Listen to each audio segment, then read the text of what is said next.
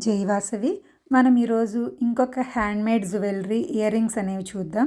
దీన్ని టాటిన్ వర్క్ అంటాము. దీనికి దీన్ని షటిల్తో వేస్తాము. షటిల్కి థ్రెడ్ ఎలా తీసుకోవాలనేది నేను ఒక షార్ట్ చేశాను చూడండి. అండ్ దీన్ని మనం 2 ఫింగర్స్ సహాయంతో చేస్తామన్నమాట. 2 ఫింగర్స్కి మనం థ్రెడ్ అనేది తీసుకొని షటిల్కి షార్ప్గా ఉంటుంది కదా, దాన్ని మనం దాంట్లోకి దూర్చుతాం. ఇది ఒక పై నుంచి తీసుకుంటాం ఫస్ట్, తరువాత కింద నుంచి తీసుకుంటాం. సో ఈ రెండు స్టిచెస్ అంటే ఈ రెండు వేస్తేనే అది ఒక స్టిచ్ అవుతుంది. దీన్ని డబల్ స్టిచ్ అంటాము. దీంట్లో ఈ రెండు వేసిన తర్వాతనే అది ఒక స్టిచ్ అవుతుంది. మనం ఒక్కటి అనేది వేయం. ఇందులో ప్రతిసారి కూడా రెండు ఖచ్చితంగా వేయాలి.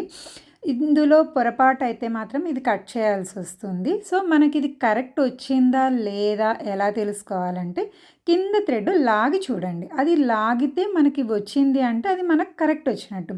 లేదు అది రాలేదు, టైట్గా అలా ఉండిపోయింది అంటే మనకు అక్కడ తప్పు వచ్చినట్టు, మళ్ళీ మనం వేయలేం.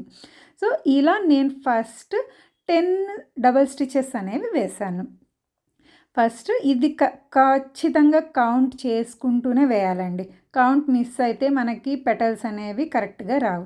10 వేసిన తర్వాత ఒక చిన్న పీకో అంటాం.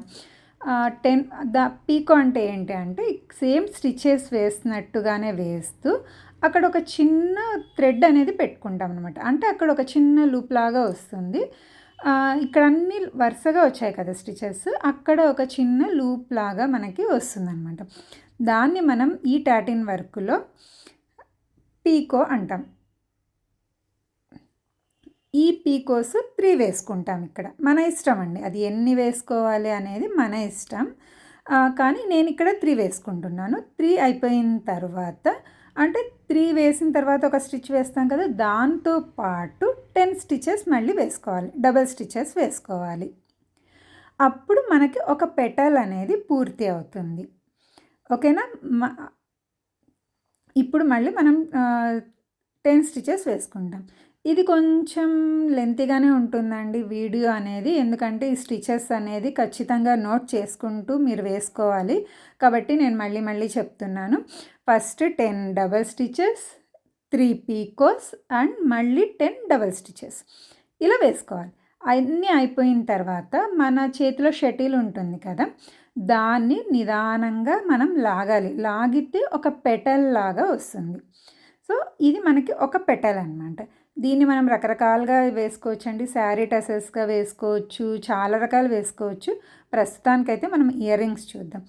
ఇంకొక పెటల్ కూడా ఇలాగ వేయాలి సేమ్ మళ్ళీ. కానీ దగ్గరగా పెట్టుకోవాలండి. ఫస్ట్ పెటల్ అయిపోయింది కదా, దానికి చాలా దగ్గరగా పెట్టుకోవాలి. లేకపోతే అక్కడ లూజ్ వస్తే అస్సలు బాగోదు.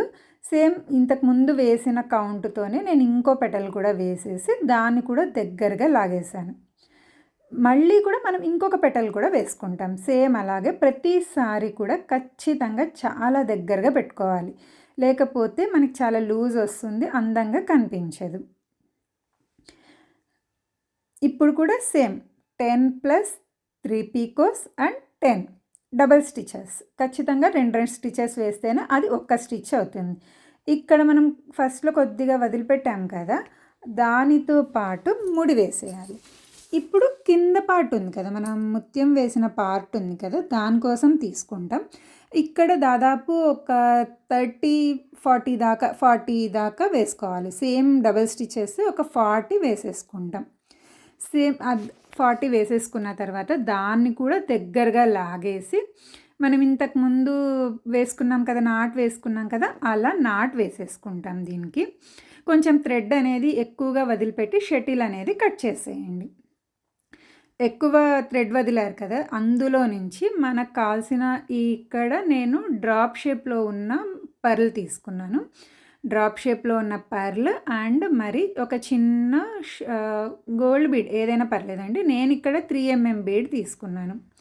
డ్రాప్ షేప్ అయితే 10 mm ఉంది అండ్ గోల్డ్ బీడ్ అయితే 3 mm ఉంది.